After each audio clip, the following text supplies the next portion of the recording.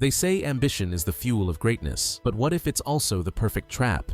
You've probably felt it before, that fire inside you, whispering of all the things you could become, the elite version of you, the millionaire, the creator, the unstoppable force. But what if that same ambition is the reason you're stuck, always preparing, but never starting? This is the story of a ninja, not the kind from flashy cartoons, but a real one from ancient Japan. Silent, sharp, invisible.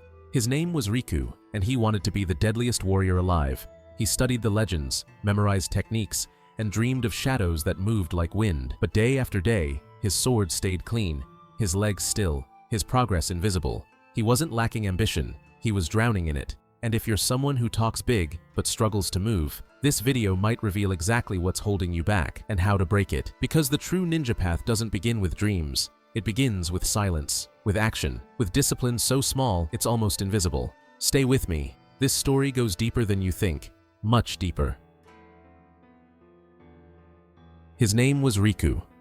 Born in the misty outskirts of Iga province, land of silent assassins and ancient secrets, he grew up surrounded by stories of ninjas who moved like shadows and vanished like ghosts. From a young age, he was obsessed. He tied black cloth around his face, crept across rooftops, and mimicked the legends he admired. He knew the names: Hattori Hanzo, Fujibayashi Nagato, warriors who turned patience and stealth into deadly precision. Riku didn't want to be normal. He wanted to become fear itself. He told everyone he'd master invisibility, poisons, deception, swordplay, and strategy. He truly believed that wanting it badly enough would somehow turn him into the person he imagined. But every time training demanded something hard, he flinched. He said he needed more time to study the scrolls, to perfect his mindset, to prepare before beginning. But deep down, he wasn't being wise. He was being afraid. Not afraid of failing, but of discipline, of repetition, of doing the boring work that transforms ambition into skill. While others trained at dawn in silence, Riku stayed in his thoughts. While they made mistakes and learned, he made plans and postponed. And as the seasons passed, a truth began to sting. Others were becoming what he only talked about. They moved quietly ahead while he stood still, paralyzed by his need to feel ready. He started to notice that the more he imagined victory, the less progress he made. His ambition, once powerful, had become a trap. He wasn't a ninja. He was just a boy hiding in the fantasy of what he could be, if only he ever started. Riku thought ambition was enough. He believed that by visualizing success every day, he was already on his way to achieving it. But what he didn't understand was the quiet damage that illusion was creating. Every time he spoke about his plans, his mind rewarded him with a tiny hit of satisfaction, as if merely thinking about mastery was the same as working toward it. That internal reward made him feel like he was moving forward, even when he was standing still. He wasn't lazy in the way most people define it. He was always thinking, reading, strategizing, but thinking isn't doing. His obsession with future greatness blinded him to the truth. Every day spent in fantasy was a day lost in reality. He convinced himself he was preparing, but he was only postponing. He told himself he was building a plan, but he was avoiding the discomfort of execution. The same scrolls he once studied with passion became excuses to delay practice. He loved the idea of the perfect ninja, sharp, silent, unstoppable, but hated the grind required to become one. And slowly, without realizing it, he began to live more in his imagination than in the world around him. It's a common trap. We romanticize success so much that we forget it's built through repetition, not revelation. Riku was caught between his identity as a dreamer and the pain of becoming a doer. He thought motivation would eventually push him into action, but it never did. He thought clarity would come, but it only grew more foggy. Meanwhile, others around him trained daily in silence, advancing slowly, quietly, until one day they weren't behind him anymore. That's when it hit him. The people he once looked down on were now ahead. His dreams hadn't given him an advantage. They had become his prison. Because dreaming doesn't build muscle. Planning doesn't sharpen swords. Wishing doesn't create warriors. Ambition without action doesn't just waste time. It robs you of your future while making you feel like you're making progress. That's the real danger. When fantasy feels like movement. Riku finally realized that his greatest obstacle wasn't the difficulty of the path. It was the comfort of imagining he was already walking it. As the seasons changed, so did the faces around Riku. The boys who once looked up to him were now completing missions, mastering techniques, and gaining the respect of real masters. One by one, they passed him, not because they were more talented, but because they had chosen to act while he chose to wait. Riku watched as students younger and less experienced quietly built momentum. They trained in the rain, practiced at night, failed in silence, and returned stronger each time. There were no speeches, no promises, just quiet, disciplined work that added up while he stood still. At first, he convinced himself it didn't matter. He said he was being patient, methodical, deliberate, that he would surprise everyone when the time was right, but that time never arrived. Then one day, during a group training session, it all fell apart. He couldn't keep up. His movements were sloppy, his breathing unsteady, his reflexes slow. His body, untouched by consistent effort, refused to cooperate. The gap between who he imagined himself to be and who he actually was, it became undeniable. That shame cut deeper than any blade. In that moment, he realized something brutal but necessary. Ambition had been lying to him. Wanting something badly doesn't build skill. Hoping for greatness doesn't replace hours of sweat. He had romanticized the identity of a ninja while ignoring the work it required. The pain wasn't just that others had surpassed him, it was that he had let them. He had the talent, the opportunity, the time. But he chose the comfort of someday over the discomfort of now. And comfort, when fed long enough, becomes a prison. That day, he stopped calling himself a ninja, not out of shame, but out of respect, because the title meant something, and he hadn't earned it, yet. Riku's failure could have broken him, but instead, it humbled him. For the first time, he saw that the ones who succeed aren't the ones with the loudest dreams, but those with the quietest routines. Real ninjas weren't legends because of their raw talent. They were legends because of their systems, their discipline, and their ability to act without applause. They didn't need external motivation. They became their own fuel. Riku went back to the scrolls, but this time not to fantasize, but to understand. He studied the Bansen Shukai, the ancient ninja manual compiled by Fujibayashi Nagato, and for the first time, he paid attention to what he used to skip. The text didn't glorify flashy skills or cinematic battles. It praised consistency, focus, invisibility, not just physical, but mental. The way of the ninja wasn't about action when it was convenient.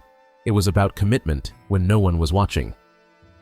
He read about Hattori Hanzo, a figure feared by enemies, respected by allies, not because of dramatic moments, but because of reliability, calm in crisis, and strategic patience.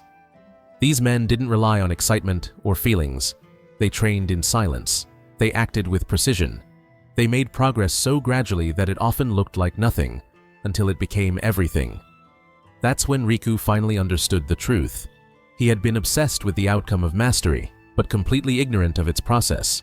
He wanted the title without the repetition, the glory without the grind. So he changed. He let go of the image in his head and replaced it with one thing: action. Not dramatic action, but simple movement, repeated with purpose.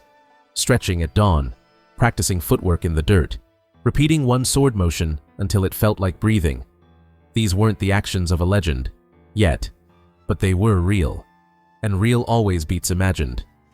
With every repetition, his mind stopped craving perfection and started respecting progress. He was no longer waiting for motivation. He was training like the old masters, quietly, daily, without excuses. And for the first time in his life, he felt like a ninja in truth, not just in name.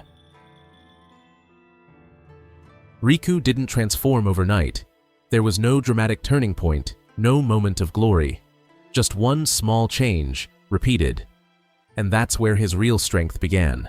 Not in speed or strength, but in stealthy consistency. What he discovered wasn't unique, it was ancient. A principle the ninja had followed for centuries. Kaizen, the art of continuous, incremental improvement. Small steps, done daily, without excuse, without applause. The kind of improvement that doesn't impress at first, but eventually becomes unstoppable. Each morning, he'd rise before the sun and perform one kata, just one. He didn't wait to feel energized or inspired. He just moved. And that movement created momentum. Momentum created confidence, and confidence created discipline. No one noticed at first. His peers still saw him as the dreamer. But beneath the surface, everything was changing. His breath slowed. His steps grew silent. His sword struck faster. It wasn't dramatic, but it was undeniable. He was becoming sharp in places no one could see yet. Kaizen, in the ninja world, wasn't just a philosophy. It was survival. Invisibility wasn't magic. It was mastery of every small movement. Escape wasn't luck. It was preparation for every possible scenario. Victory wasn't explosive. It was the natural result of years of invisible repetition. Riku finally saw this. Greatness didn't require a leap. It required footsteps. Consistent, quiet, and repeated even when no one believed in you. Even when you didn't believe in yourself. He stopped comparing, stopped performing, stopped planning the perfect day. Instead, he honored the moment he had. He sharpened his senses by doing, not dreaming. And as his skills grew, his old identity as the ambitious procrastinator faded into something new. Not flashy, but real. With every unnoticed repetition, Riku stopped being a boy pretending to be a ninja and became one. Riku used to believe that motivation was the fuel for progress, that once he felt ready, the action would come easily. But now he understood a deeper truth. Waiting to feel like doing something is the fastest way to ensure you never do it. The ninja didn't ask themselves if they were inspired. They acted because acting was part of who they were. Riku realized that the moment he stopped depending on emotions, everything became simpler. He didn't need to feel powerful to move with power. He just had to move. Most people think discipline is about forcing yourself to do things you hate, but real discipline is something else. It's doing what needs to be done regardless of your mood. It's separating what you want to feel from what you need to do. Riku learned to act on principle, not on passion. He discovered that the more he acted, the more he wanted to act. Each small victory wasn't just progress, it was proof. Proof that he was capable. Proof that change was real. Motivation didn't lead to action. Action created motivation. Every time he trained, even when it felt pointless, he was building something stronger than emotion. He was building identity. Over time, the excuses faded, the resistance weakened. Training became who he was, not something he had to convince himself to do. And in that shift, Riku found freedom. He trained when he was tired, when it rained, when his body ached, when his mind doubted. Not because it was easy, but because it was necessary. That's what most people miss. They want the energy to start before they begin. But action is what unlocks that energy. Clarity, confidence, motivation. They're not the starting point. They're the reward. Riku stopped waiting, and that decision changed everything. In the end, Riku didn't become great through a single decision. He became great through thousands of small ones, quiet moments where he chose action over comfort, discipline over emotion, progress over perfection. And the truth is, you don't need to be a ninja to follow the same path. You don't need to feel ready. You don't need the perfect mindset or the perfect plan. You just need to begin and to continue when it gets boring, when it gets uncomfortable, when no one claps for you. That's when the real growth starts. Your ambition isn't the problem. But if you keep waiting for motivation, it will become your excuse. You can either stay dreaming about the life you want, or begin creating it with small, invisible steps no one will see, but your future self will thank you for. Like Riku, you don't need fireworks. You need rhythm, repetition, a single act of discipline, done again and again. So take the first step now. Don't wait for perfect. Don't wait to feel like it.